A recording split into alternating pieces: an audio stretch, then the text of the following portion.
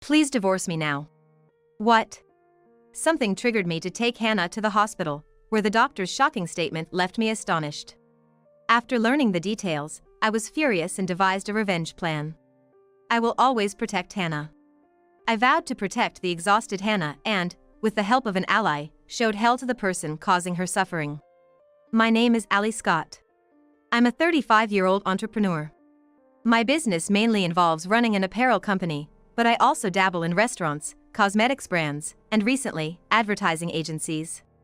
My husband, John, is a tutor, mainly looking after high school students.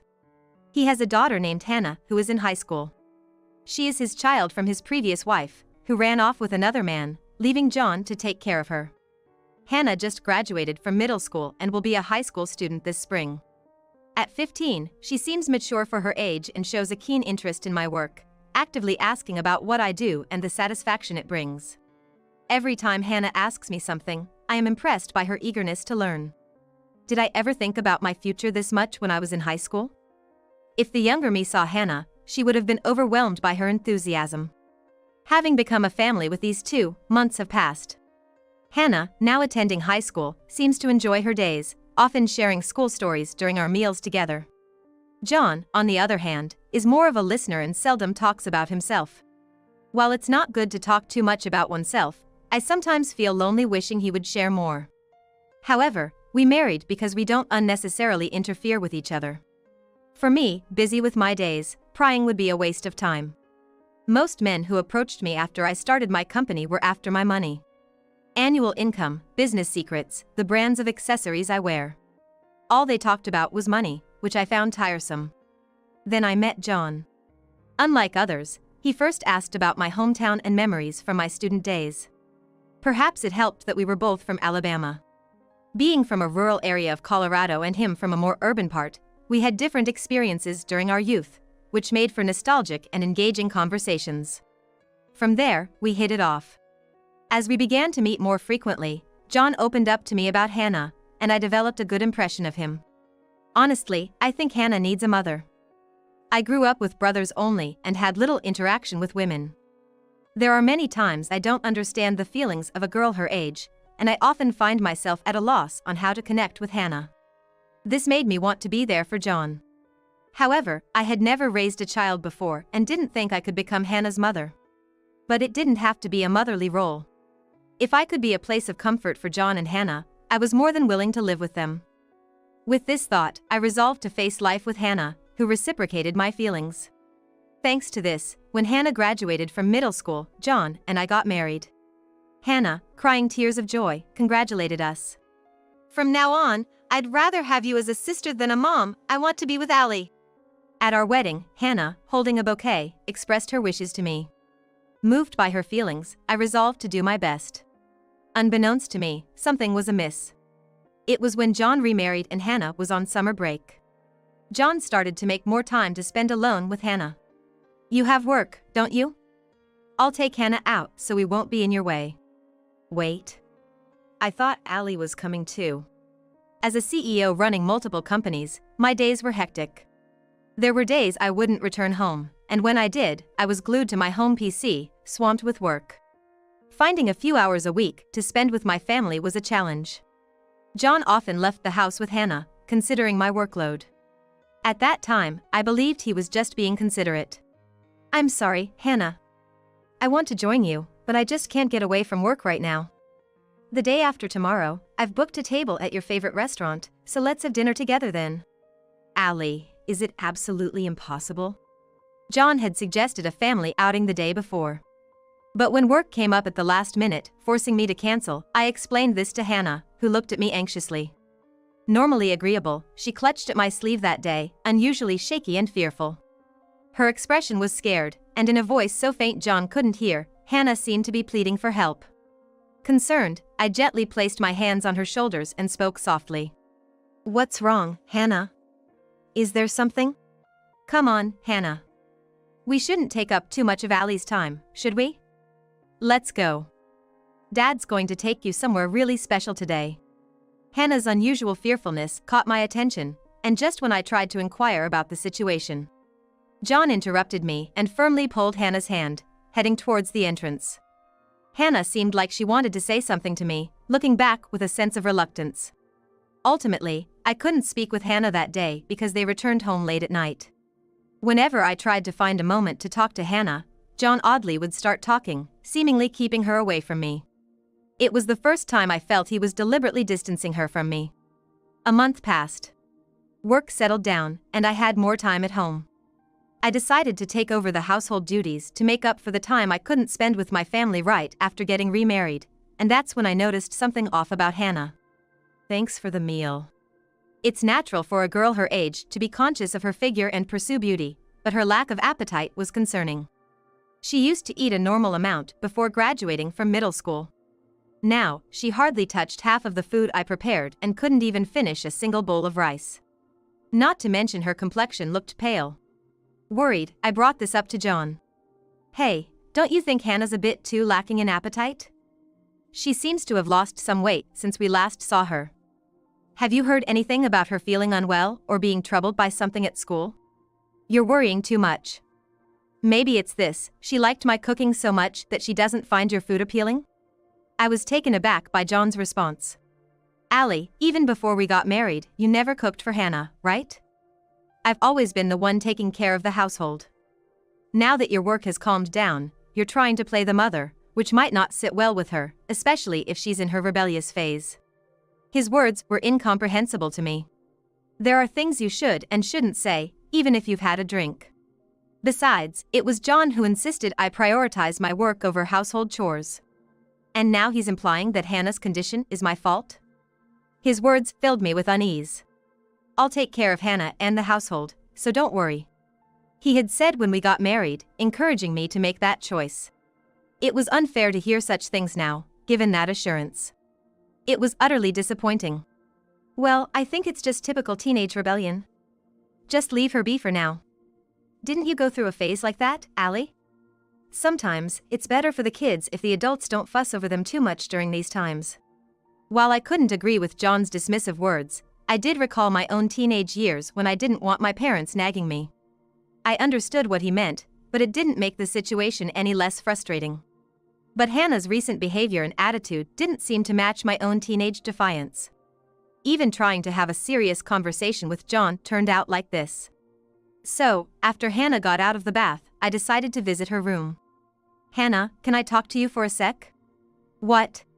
When I entered her room after she had bathed, she was wrapped in her blanket, turning her back to me in the dimly lit room. I just want to talk. Can I turn on the light? Do you need something? I'm tired and want to rest. Hannah's response was unusually cold. Just like John said, it seemed as if she found even talking to me bothersome, as if she was saying, stay away from me. The vibe was palpable.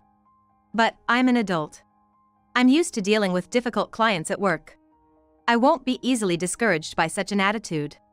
Undeterred by her coldness, I sat down at the foot of her bed and spoke gently to her turned back. I hate beating around the bush, so I'll just ask directly. Did something happen while I was away? Anything at school or at home, anything is fine. You've lost a lot of weight, Hannah. If there's something, I want you to feel free to tell me. We're family, after all. It might have been a cliché. But the words that came out were genuinely from my heart. They weren't just to gauge her reaction. Perhaps my words struck a chord, as I noticed Hannah flinch slightly. Family. Her word, seeking confirmation, made me nod emphatically with a smile. Yes, we're family, right? I may not have had much time because of work, but I've always cared and worried about you. So, if there's something, rely on me. I definitely have the means to protect you. I truly believed that. Even if Hannah was facing difficulties at school, I knew there were countless ways to rescue her from such a situation. If it required money, I had the resources to spend any amount necessary. Protecting one child was certainly within my capabilities. Hearing my words filled with confidence, Hannah peeked out from the blanket, looking at me with a pained expression. Will you really protect me? Allie, will you help me? Of course. After all, I'm your sister, aren't I? Just when Hannah was about to confide in me. At that moment, her room door burst open, and John entered. The instant Hannah saw John, her face turned pale. Concerned, I stood in front of John as if to protect her. "What are you two whispering about?" John, with a friendly smile, looked not at me but at Hannah. I used to like that seemingly kind smile of his, but now it only filled me with disgust. It wasn't directed at me but felt like a threat to Hannah. "It's nothing. Allie, I'm fine, really. Just leave me alone. I'm just tired from school." Hannah must have sensed my wariness towards John. Before he could say more, she raised her voice, making it sound as though I was the one pestering her, and ushered both John and me out of the room. Fortunately, Hannah's room had a lock, and I heard it click from inside. For now, John couldn't reach her. Their interaction and John's expression made it clear something was amiss between them. The question was what happened. Probing further could be risky as John isn't foolish. Pressing the issue could affect Hannah. That's the last thing I wanted. "I told you earlier, right? Hannah is just going through a typical teenage rebellion. Let her be," John said, smiling kindly but his eyes not following suit. Instead, there was a threatening undertone in his words. It felt like he was saying, "Don't act on your own. Abandoning her just because she's in a rebellious phase isn't right for a parent." Even when I was rebellious, my parents never gave up on me. Thanks to them, I felt their love. But I wouldn't back down. My parents faced my teenage years head-on, and that's a fact. It shaped who I am today. So, his argument doesn't hold water with me. However, my retort seemed to irk John slightly, as I saw a twitch in his temple. "You haven't even had a child, but you're quick to speak up, aren't you? I wish you'd save those comments for when you have actual experience raising a child from a young age." I was speechless. I couldn't comprehend how he could say such unbelievable, inhuman words. Was this the real John? Was the person I had seen until now all an act? The thought crossed my mind just as Hannah's face popped into my head. Perhaps Hannah had been subjected to such words from John when I wasn't around. Thinking back, Hannah never avoided me when it was just the two of us. In fact, she often stayed close when I was around. But she always ran away whenever John came into the living room or tried to join a conversation. Maybe his emotionally abusive behavior was the reason. Even when we were planning to go out as a threesome, Hannah seemed like she wanted to say something to me. But John had stopped her. Does Hannah know something she shouldn't say in front of me? Is that why John is so desperate to keep Hannah and me from talking? Lost in these thoughts, I was slow to respond to John's words. He laughed triumphantly, placed his hand on my shoulder, and spouted some nonsensical words of encouragement. "Got it? If you understand, then stop meddling in Hannah's business. It'll save you from unnecessary hurt." For now, I decided to back off. Pressing further could raise his suspicions. I feigned understanding and headed to the bathroom, away from him. As I was about to step into the bathtub, I noticed something brown floating in the water. Hannah was the last one to use the bathroom, and a question formed in my mind. In high school, I dealt with irregular periods and had seen similar symptoms when I visited a gynecologist. Back then, the issues with my menstrual cycle caused me to fall ill, as it weakened my immune system and I caught a cold. Perhaps Hannah's pale complexion was also due to a similar female-specific health issue. Concerned, I decided to talk to Hannah the next morning and went to her room. "Hannah, I need to talk to you." John had already left for work, and the house was empty. Hannah usually shows up in the living room around this time, but today, she was nowhere to be seen. Concerned, I headed to her room, and the door slowly opened, unlocked from the inside. However, there was no response from Hannah. When I peeked inside, my eyes widened in shock. "Hannah?" There she was, collapsed on the floor, having mustered just enough strength to unlock the door. I rushed to lift her, sensing the severity of the situation from her body's heat and her labored breathing. Immediately, I called an ambulance and we headed to the hospital. "Allie!"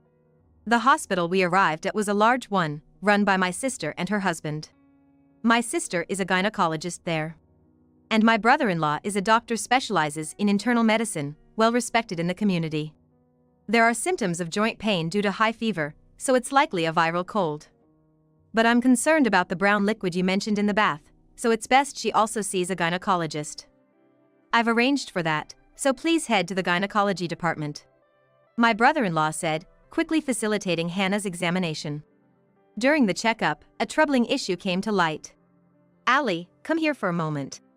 My sister called me into another room, her face grave. Another doctor stood beside her, adding to the tense atmosphere. Swallowing hard, I braced for potentially serious news, wondering if it was more than just menstrual irregularities. Allie, have you ever seen Hannah's body? What? Her unexpected question caught me off guard. Confused, I stared at her, trying to grasp the meaning behind her inquiry, when my brother-in-law joined us after knocking. Sorry, I had to inform your husband about the situation. What's going on? Please, stay calm. There's a possibility that Hannah has been mistreated by John regularly. The doctor revealed, leaving me stunned, while my brother-in-law listened gravely. When we asked Hannah to undress for the examination, she vehemently refused to let her inner thighs and abdomen be touched. However, we needed to check to rule out cancer or other diseases. Once we managed to examine her, we found something alarming: bruises in places where they shouldn't normally be. My sister, who conducted the initial examination, suspected something and called in another gynecologist to discuss the bruises. They decided it was necessary to involve the director, my brother-in-law, and include a guardian in the conversation, so they called me into a separate room. We found this as well. There are multiple bruises on her sides and areas covered by her uniform. The intensity of the bruises suggests they were inflicted recently. Some are fading, indicating ongoing abuse. You mentioned John has been around Hannah more since your work schedule lightened. Haven't you seen anything? The conversation was overwhelming, and I struggled to process it. John being abusive towards Hannah. But they seemed like a normal father and daughter. Why would this happen? That's when an unpleasant premonition struck me. As Hannah entered high school, her physical development became noticeable.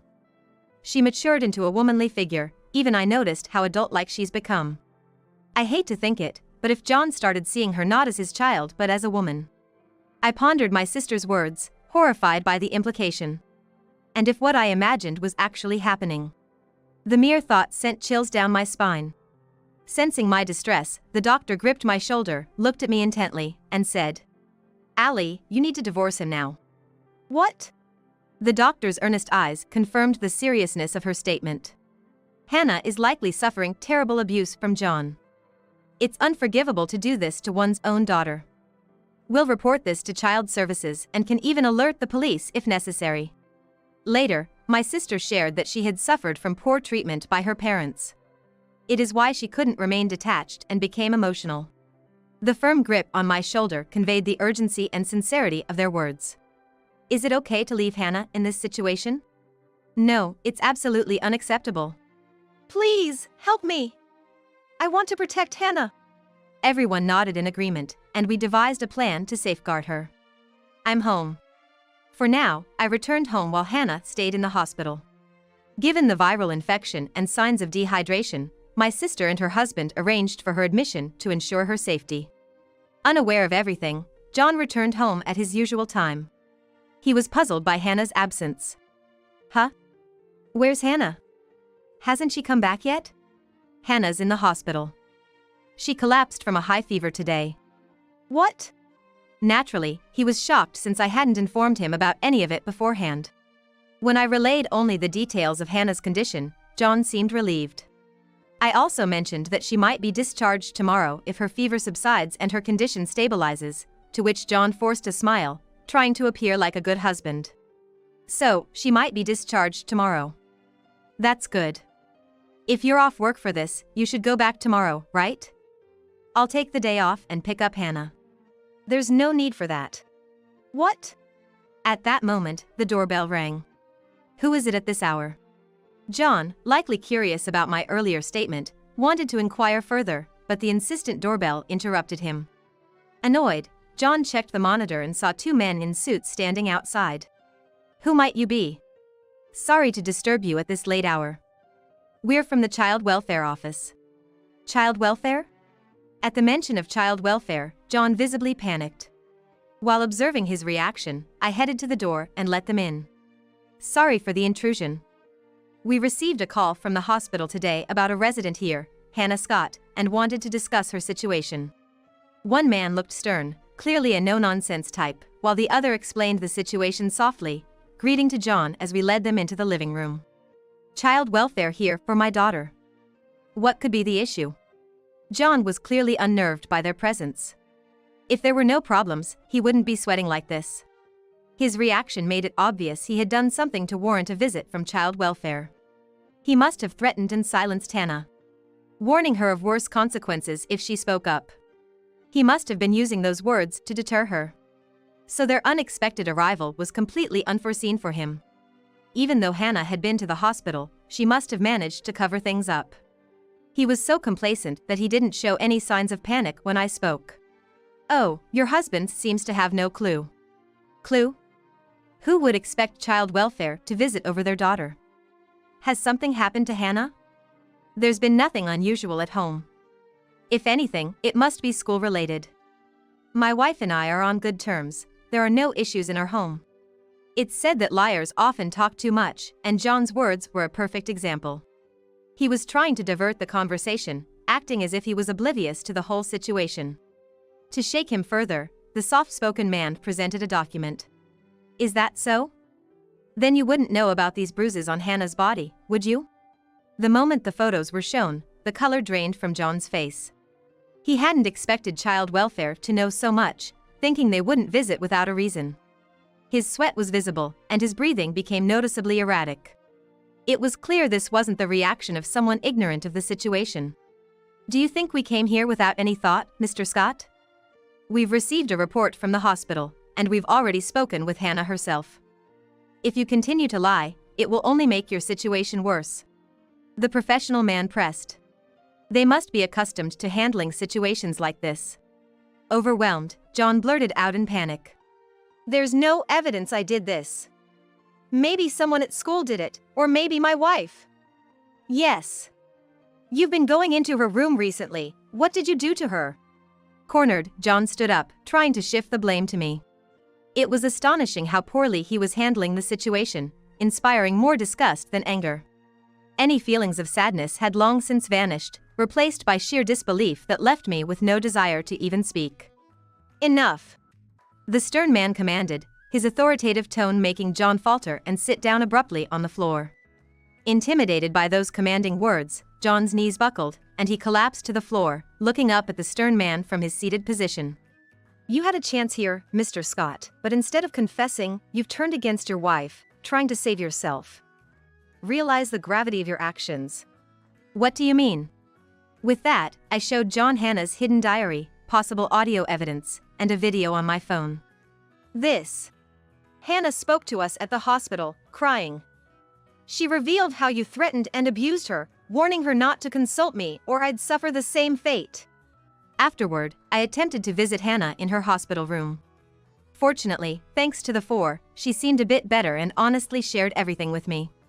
It all started when she became a high school student. John began looking at Hannah, who had grown more womanly, with ulterior motives in his eyes. Feeling disgusted, she started avoiding him, but that only amused John, and his behavior escalated. He began attempting to dominate Hannah physically. When Hannah resisted, John thought to use me as leverage. Knowing she cared for me, he made a deal, her silence in exchange for my safety. Kind-hearted Hannah sacrificed herself, and John thwarted any attempt she made to reach out to me. Driven to the edge, Hannah's health deteriorated, leading to her current condition. We have testimonies from Hannah's friends too, confirming she had confided in them. With all this evidence, there's no escaping the truth. They added, impressed by their quick work within just a few hours. I'm grateful for how much has been accomplished in just a few hours. Without the support of my sister and her husband, along with Hannah's courage, we wouldn't have been able to corner John like this. Cornered, John wept miserably, begging for forgiveness on his knees. I'm just a little bit in the devil's way. It was just a little bit of a devil's advocate. I thought that cheating on my daughter would be better than holding back with someone else. But I was wrong. So please forgive me. I will never do this again. But those words wouldn't sway the child welfare officials. They remained unflinchingly stern. Desperate, John shifted his target and clung to my legs. Allie, it's not true. It was just a joke. I didn't realize it would go this far. Please, forgive me. Let's start over as a family of 3. I'll change, I promise. His tears and pleas were pitiful, but I had no intention of forgiving him. I shook him off and lashed out with harsh words I had never used before. Disgusting. Don't touch me with your filthy hands. Ali, I will never forgive you for the wounds you've inflicted on Hannah. We will certainly divorce, and I will ensure that you are punished for the harm you've caused to her body and mind. No amount of money can heal her wounds, but that won't be the end of it. I will report this matter to the police. And I will take her in. I will adopt her and welcome her into my home. What? John must have grasped the meaning of those words. Adopting her as my child meant that Hannah and I would become a legally recognized family through special adoption, severing her parental ties with John. If we proceeded with this and applied the stalking restraining order against John, it would prevent him from ever contacting Hannah again. Without the parent-child relationship, he would have no legal way to find out her whereabouts, ensuring her safety from his reach. I won't allow it. How can a stranger like you take away my precious daughter? We're no longer strangers, I shouted back, tired of his incessant denial. She's my daughter, my family. Stop playing the father now, and don't you dare say her name with that vile voice. I won't let you near her again. If you do anything to her, I'll make sure you pay, even if it means chasing you to the ends of the earth. At that moment, John, overwhelmed with rage, raised his fist at me. But the stern man quickly restrained him, and the other man called the police, leading to John's arrest. Thus, I successfully protected Hannah from him. We went through with the divorce and the special adoption, making us officially family. John was sentenced to prison, facing at least 6 years behind bars. With the restraining order in place, Hannah's safety was secured. We moved to a new home with a concierge and secured entry. And John was ordered to pay nearly $200,000 in damages for his actions, including the alimony and compensation for his last-minute assault. After her hospital discharge, Hannah tearfully apologized for her silence and the trouble she caused. Grateful for my protection. Silly girl, you don't have to think like that. I gently chided her. Children are supposed to be a handful for their parents. That's how you'll learn to embrace your own kids' troubles when you're older. We're family, so stop worrying about it. I'm your mom and your sister, I assured her, smiling warmly, and she nodded back, her face alight with happiness. Seeing her smile, I vowed to protect it for the rest of my life.